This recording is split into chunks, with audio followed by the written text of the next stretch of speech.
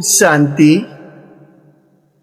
आप सभी दिव्य और महान आत्माओं का आज के इस विशेष आत्मिक सत्र में हृदय से स्वागत है। चिकित्सा विज्ञान में अगर किसी व्यक्ति को भूलने की बीमारी हो, उसकी याददाश्त चली जाए, तो उसके कारण को एक्सरे के द्वारा, एमआरआई के द्वारा जान लिया जाता है कि यहां पर यह नस दबी हुई है, ये हड्डी उठी हुई है, अथवा यहाँ पे ये चोट लग गया है। इसके वजह से इस व्यक्ति की याददाश्त चली गई है। उसका इलाज हो जाए और व्यक्ति ठीक हो सकता है। लेकिन अध्यात्म जगत में जो व्यक्ति अपने स्वरूप को, अपने शाश्वत रूप को भूल चुका हो, अपनी शाश्वत पहचान की जिसकी याददाश्त चली गई हो, उसको कैसे डिकोड किया जाए? ऐसी कोई मशीन नहीं है। वर्तमान समय में अधिकांश आत्माएं इस अदृश्य एम्नोसिया अर्थात विस्मृति का शिकार है। कल्पना कीजिए कि एक बहुत महान राजा है जिसके पास अकूत संपत्ति, विशाल साम्राज्य और असीम शक्तियां हैं, लेकिन किसी कारणवश वह अपनी याददाश्त खो बैठता है और एक भिखारी की तरह जीवन जीने लगता है। वह दर दर भटकता है, छोटी छोटी चीजों के लिए संघर्ष करता है, थक जाता है और निराश हो जाता है। उसकी समस्या ये नहीं है कि उसके पास कुछ नहीं है, क्योंकि वो तो राजा है। समस्या ये है कि वो भूल गया है कि वह कौन है। आज के इस सत्र में हम सब अपनी शाश्वत पहचान की विस्मृति को लेकर के ही बात करेंगे कि इस अदृश्य एम्नोसिया से कैसे छुटकारा पाया जाए। आज के इस सत्र में हम मुख्य रूप से 3 बिंदुओं पर चर्चा करेंगे। पहला है, हम अपने जीवन में बार बार ऊंच नीच का शिकार क्यों होते हैं? कोई अहम भावना ग्रंथि में रहता है तो कोई हीन भावना ग्रंथि पाल लेता है। हम अपनी महानता को क्यों भूल जाते हैं? इस बात पर हम सब चर्चा करेंगे। दूसरा, स्वमान की सीट क्या है? यह कैसे हमारे जीवन के संघर्ष को समाप्त कर सकती है? तीसरा, कैसे हम अपनी भाषा और संकल्पों को बदलकर एक शक्तिशाली और महान जीवन जी सकते हैं? आज का यह अमूल्य ज्ञान चिंतन अव्यक्त बाप दादा की 23 जनवरी 1975 को चलाए गए मधुर महावाक्यों पर आधारित है, जिसका शीर्षक है, स्वमान की सीट पर सेट होकर कर्म करने वाला व्यक्ति ही महान है। तो आइए अब हम सब इस मुरली के गहनतम बिंदुओं पर विचार मंथन करते हैं। आध्यात्मिक पुरुषार्थ में स्मृति ही आपके संपूर्ण अस्तित्व का आधार है। महानता कहीं बाहर से अर्जित नहीं की जाती, बल्कि यह इस जागृति से प्रस्फुटित होती है कि मैं कौन हूं। स्मृति श्रेष्ठ है तो वृत्ति श्रेष्ठ हो जाती है, वृत्ति से संकल्प श्रेष्ठ हो जाता है, संकल्प से वर्ड और एक्शन श्रेष्ठ हो जाते हैं, वर्ड और एक्शन से फिर व्यवहार श्रेष्ठ हो जाता है, व्यवहार से फिर हमारा भाग्य बदल जाता है, हमारे संबंध बदल जाते हैं। तो स्मृति ही आधार है आध्यात्मिक जीवन का। यह संगम युग का समय कोई साधारण कालखंड नहीं है, यह हमारे ब्राह्मण जन्म का समय है।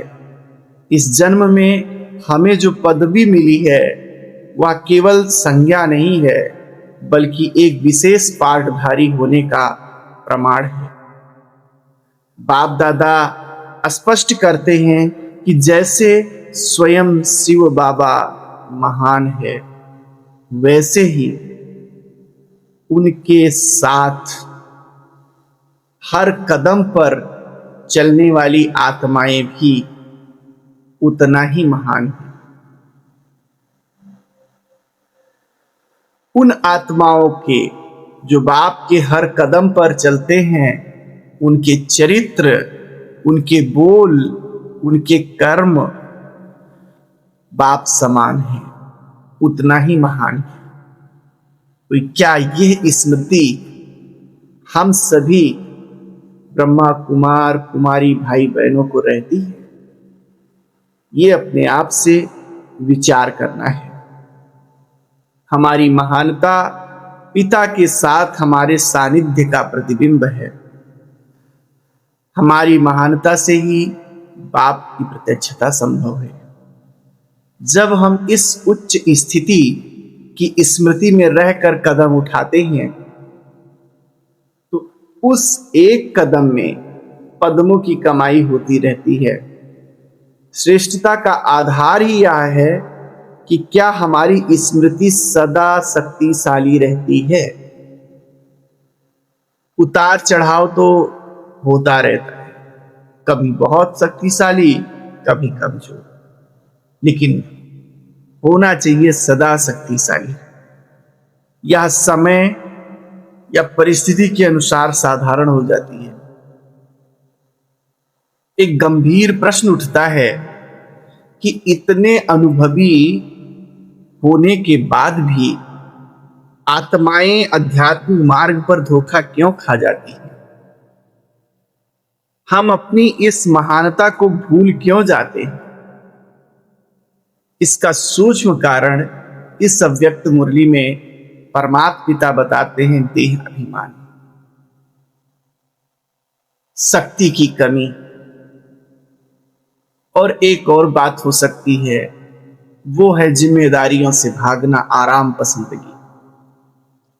अगर कोई व्यक्ति अपने को महान होने का दावा करता है, तो उसकी जिम्मेदारियां भी बढ़ जाती हैं। उसको अपने ऊपर चाल चलन पे, खान पान पे, रहन सहन पे बड़ा नियंत्रण करना होता है। और जब हम ये नहीं कर पाते, थकने लगते हैं इसमें, तो फिर हम अपने महानता को भूल जाते हैं, उतार फेंकते हैं। अब जब महान ही नहीं रहे तो जिम्मेदारी भी नहीं रही। लेकिन बाबा इस अव्यक्त मुरली में कहते हैं कि ऐसी बात नहीं है। महानता की विस्मृति का कारण ही है देह अभिमान और शक्ति की कमी। देह अभिमान और शक्ति की कमी बिल्कुल ऐसे ही समझ लीजिए जैसे कि अगर ऊंचाई पे टिके रहना है आपको, तो आपको शक्ति चाहिए होता है। जो गिरा हुआ है नीचे, उसको नीचे गिरने के लिए शक्ति नहीं चाहिए। कि वो तो अपने आप ऑटोमेटिक हो जाता है। तो हम आत्माएं शक्तिवान ना हो पाने के कारण, कमजोर होने के कारण महानता को भूल जाते हैं और देह अभिमान के कारण महानता को भूल जाते हैं। जिसे हम अपना स्वरूप मान बैठते हैं वह वास्तव में केवल अस्थायी वेशभूषा है। हम सबके अपने अपने शरीर हैं, अपने अपने नाम हैं, अपने अपने लिंग हैं और इस अस्थायी वेशभूषा को ही हम अपना निजी पहचान, सच्चा पहचान मान बैठे हैं। जबकि इस पहचान को इस छोटे से 100 साल, 70 साल, 80 साल तक पाठ बजाने के लिए धारण किया गया है। शरीर छूटा, ये पहचान खत्म हो जाता है। जब आत्मा इस अस्थायी वेशभूषा के साथ स्वयं को एकाकार कर लेती है तो वह अपने पोजीशन से नीचे गिर जाती है। जैसे कि मान लो कोई बहुत अच्छा अभिनेता है, उसने ऑस्कर अवार्ड भी प्राप्त किए हैं, उसको किसी फिल्म में भिखारी का रोल दिया जाता है। वो फटे पुराने कपड़े पहनता है, हाथ में कटोरा लेता है और सड़क पर भीख मांगने बैठ जाता है। शूटिंग पूरी हो जाती है, लेकिन अब वो कैरेक्टर में इतना घुस गया है कि अब भी वो अपने आप को भिखारी ही समझ रहा है। वो उस कपड़े को छोड़ना नहीं चाह रहा है, कटोरे को छोड़ना नहीं चाह रहा है। वो ये बिल्कुल भूल गया है कि हमारा तो आलीशान घर है, नामी गिरामी हमारा पहचान है, हम इतने ऊंचे। ठीक इसी प्रकार से हम सब अजर अमर अविनाशी आत्मा हैं, स्वयं परमात्मा की संतान हैं, उसी के समान श्रेष्ठ हैं, सर्वशक्तिमान हैं। लेकिन हमें ये जो छोटा सा जीवन मिला है उसमें कुछ नाम मिल गया है हमारे शरीर को, कुछ जाति मिल गई है शरीर को, कुछ धर्म मिल गया है, कुछ कर्तव्य मिल गए हैं और ये मिला है केवल एक छोटे से जन्म के लिए ये पहचान। लेकिन हम उस अभिनेता की भांति इस पहचान को ही सच्चा मान लेते हैं कि मैं तो ये व्यक्ति हूं, इस जाति का हूं, इस धर्म का हूं, और अपने शाश्वत पहचान को भूल जाते हैं। और इसी वजह से फिर हम अपनी महानता से नीचे आ जाते हैं। ये देह अभिमान दीमक की तरह है, एक ऐसा दीमक जो हमारी शक्तियों को खोखला कर देता है। जैसे दीमक अच्छे से अच्छे पेड़ को अंदर से खोखला कर देता है। हम जानते हैं कि क्रोध करने से, ईर्ष्या करने से, छोटी छोटी बातों में परेशान होने से किसका नुकसान होगा? हमारा नुकसान होगा। ये हम सबको पता है, ये देह अभिमान के लक्षण हैं। लेकिन जीवन में भी अगर हमें पता चले कि किसी काम से नुकसान हो रहा है तो हम उस काम को छोड़ देते हैं। संसार में ऐसा है। लेकिन इसको जो क्रोध करते, ईर्ष्या करते, इससे हम मुक्त नहीं हो पाते, इस देह अभिमान से हम मुक्त नहीं होते। ये देह अभिमान की कमजोरियां, इनके हम वशीभूत होकर बार बार धोखा खाते हैं।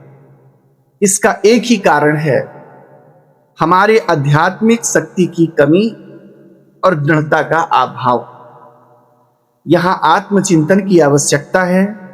एक लौकिक व्यापारी भी एक बार धोखा खाता है तो वह भविष्य के लिए सतर्क हो जाता है। फिर हम जो स्वयं मास्टर ज्ञान सूर्य हैं, एक ही पुरानी आदत, एक ही कमजोरी को बार बार क्यों यूज करते रहते हैं? एक ही हम कमजोरी से बार बार धोखा क्यों खाते रहते? कारण क्या है?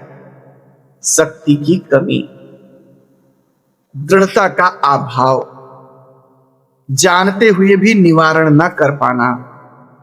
इस बात का प्रमाण है कि हम अपनी श्रेष्ठ सीट पर स्थित नहीं हैं जो बाप दादा ने हमें प्रदान की है। जब हम सीट छोड़कर नीचे आते हैं तो माया अपना शिकार बना लेती है। जैसे कि किसी साधारण व्यक्ति को कलेक्टर की सीट दे दी जाए तो उसका ताव भाव चाल चलन सब बदल जाता है। ठीक इसी प्रकार से परमात्मा पिता ने जो हमें सम्मान की सीट दी है, हम उसको भूलते हैं तो साधारण हो जाते हैं, उसको याद रखते हैं तो हम असाधारण रहते हैं। इसका समाधान है कि हम स्वयं सदा अपने सम्मान की सीट पर सेट रहें।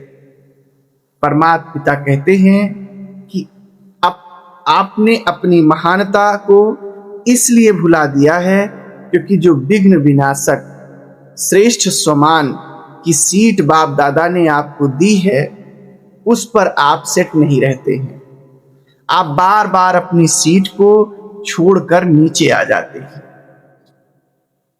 इसको बिल्कुल एक हम वायुयान की उड़ान से समझ सकते हैं। जो हवाई जहाज उड़ते हैं वे जब 33,000 फीट से ऊपर की ऊंचाई पर उड़ते हैं तो वे बादलों से ऊपर चले जाते हैं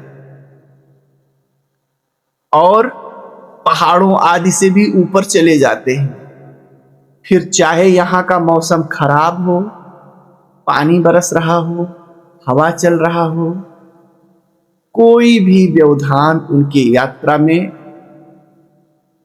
व्यवधान नहीं बन पाता।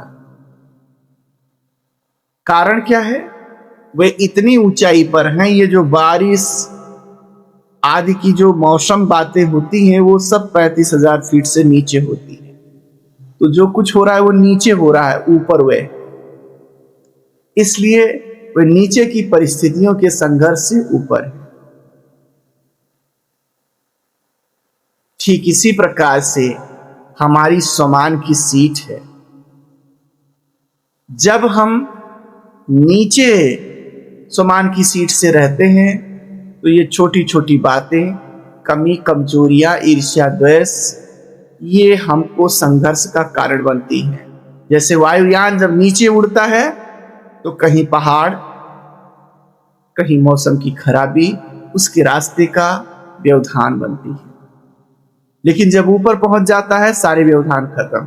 ठीक इसी प्रकार से जब हम सम्मान की सीट की ऊंचाई पर पहुंच जाते हैं, उस पर टिके रहते हैं, तो हमारे जीवन के सारे संघर्ष समाप्त हो जाते हैं। तो उस ऊंचाई पर टिके रहने के लिए जरूरत क्या है? क्यों नहीं टिक पाते हैं? अब यहां हम सबको ये समझ में आ रहा है, शक्ति की कमी। शक्ति की कमी के कारण हम उस ऊंचाई पर टिक नहीं पाते हैं। ऊंचाई पर टिके रहने के लिए उस विमान को ईंधन चाहिए, ईंधन ना हो तो नीचे गिराएगा। ठीक इसी प्रकार से हम सब रिश्तों के, भौतिकवादी संसाधनों के आकर्षण में नीचे आ जाते हैं। नीचे की इस गुरुत्वाकर्षण को चीर कर उस ऊंचाई पर नहीं टिक पाते। सोचिए, जब दुनिया में किसी साधारण व्यक्ति को कोई बड़ी कुर्सी, सीईओ या मंत्री की सीट मिल जाती है तो उसका सम्मान कितना बढ़ जाता है। वह उसी नशे से स्वतः ही स्थित हो जाता है, उसके चलने बोलने का ढंग बदल जाता है। तो फिर आपको तो स्वयं सर्वशक्तिमान ने सम्मान की सीट दी है। जब आप इस सीट पर बैठे रहेंगे तो सम्मान निरंतर आपकी स्मृति में रहेगा। सम्मान का मतलब क्या है? सम्मान का मतलब अहंकार, ईगो नहीं है। अहंकार कहता है मैं सबसे बेहतर हूं, मेरे जैसा कोई नहीं। स्वमान कहता है मैं भी बेहतर हूं, मैं परमात्मा की एक शांत और पवित्र और महान आत्मा हूं। स्वमान ऐसे। तो हम इसको अपने दैनिक जीवन में कैसे उतारें, दैनिक जीवन में स्वमान की सीट पर कैसे बैठा जाए, इसके लिए परमपिता परमात्मा एक बहुत ही सुंदर चेकिंग का तरीका बताते हैं। सीट के नीचे आने का मतलब है अपनी श्रेष्ठ स्मृति को भूलकर विस्मृति में चले जाना। आज से जब भी आप अपने परिवार के साथ हों, ऑफिस में काम कर रहे हों या किसी चुनौती का सामना कर रहे हों, तो यह चेक करें, क्या मैं अपनी स्वमान की सीट पर स्थित हूं। बीच बीच में इस बात का अटेंशन लाएं। जब आप इस सीट पर सेट होते हैं तो आपके संस्कार, कर्म, बोल बदल जाते हैं। फिर आपके मुख से कमजोरी के बोल नहीं निकलते। बाप दादा बहुत स्पष्ट करते हैं कि कमजोरी के बोल ब्राह्मणों की भाषा नहीं है। ब्राह्मणों की भाषा बड़ी ही उत्कृष्ट होनी चाहिए। मुझसे नहीं होगा, मैं बहुत परेशान हूं, पता नहीं होगा या नहीं होगा, ये भाषा कमजोरी की भाषा है। और बाबा कहते हैं ये शूद्रों की भाषा है। यहां शूद्र शब्द किसी जाति विशेष के लिए नहीं है। शूद्र माना एक पतित चेतना वाली आत्मा के द्वारा ऐसे बोल बोले जाएंगे। अपनी भाषा को भूलकर दूसरे की भाषा क्यों बोलते हो। जैसे हमें अपने देश और मातृ की भाषा पर गर्व होता है, वैसे ही अपनी आध्यात्मिक भाषा, शांति, शक्ति और सकारात्मक भाषा का हमें नशा रहना चाहिए।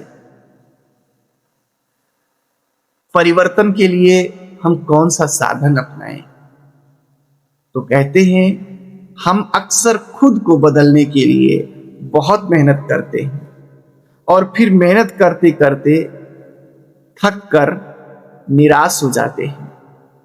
परमात्मा पिता कहते हैं कि मेहनत करने की जरूरत नहीं है, बस केवल आप अपने वरदानी सीट को छोड़ सीट पर बैठ जाओ।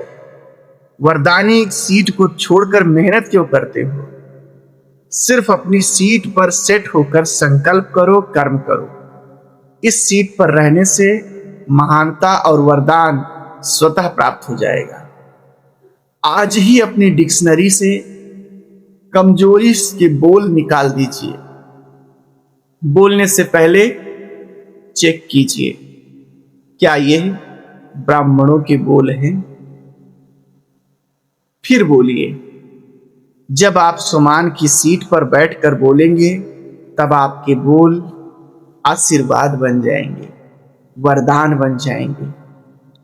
तो आज के इस पूरे चिंतन का सार यही है कि महानता कोई ऐसी चीज नहीं जिसे हम बाहर खोजें।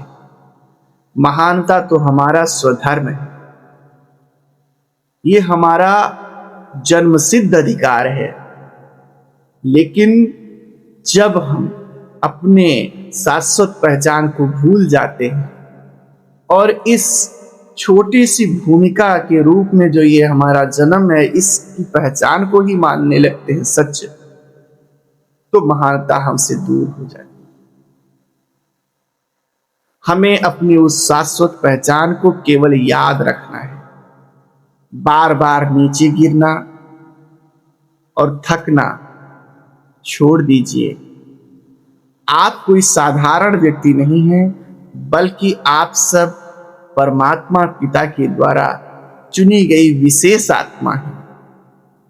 आज का यह वीडियो समाप्त होने के बाद अपने लिए एक क्षण निकालें, अपनी आंखें बंद करें और महसूस करें उस अदृश्य लेकिन बेहद के शक्तिशाली स्वमान की सीट पर, उन स्वमानों की सूची पर जो परमात्मा पिता ने हम सभी को दिए हैं, मानसिक रूप से उस पर विराजमान हो जाएं। आज से दृढ़ संकल्प ले कि चाहे परिस्थितियां कैसी भी हों, चाहे लोग कुछ भी कहें, मैं अपनी सुमान की सीट से नीचे नहीं उतरूंगा। मैं अपनी ऊंची आध्यात्मिक भाषा ही बोलूंगा। कमजोरी के बोल अब मेरी डिक्शनरी में नहीं है। इन्हीं शब्दों के साथ आप सभी का दिन शुभ हो, मंगलमय हो। सदा स्वमान की सीट पर सेट रहें, प्रसन्न रहें, मुस्कुराते रहें। ओम शांति।